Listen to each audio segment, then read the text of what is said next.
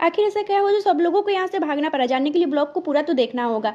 तो मैं एग्जाम दे करके निकली थी, एग्जाम तो मेरी बहुत ही अच्छी गई थी। यहाँ से सभी लोग एग्जाम दे करके जा रहे हैं, तो मैंने सोचा कि आज जल्दी निकल गई हूँ तो मरीन ड्राइव के लिए चलती हूँ। बिना देर किए मैं पहुँच गई मरीन ड्राइव। यहाँ से व्यूज़ तो काफ़ी अच्छा लग रहा है, रात में और भी ज़्यादा अच्छे लगते थे। चलो नीचे चलती हूँ मैं नदी किनारे। यहाँ पे देखो 200-300 लेते हैं, उसके बाद बोट राइडिंग करा देते हैं, बिल्कुल धूम थ्री वाली फीलिंग आ जाती है। आप खुद देखो।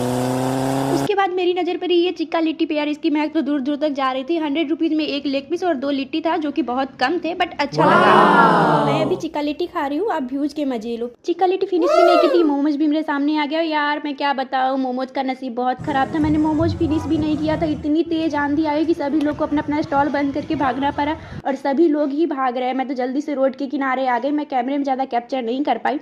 1 घंटे रुकने के बाद तब जाके हवा शांत हुई, फिर से स्टॉल खुला।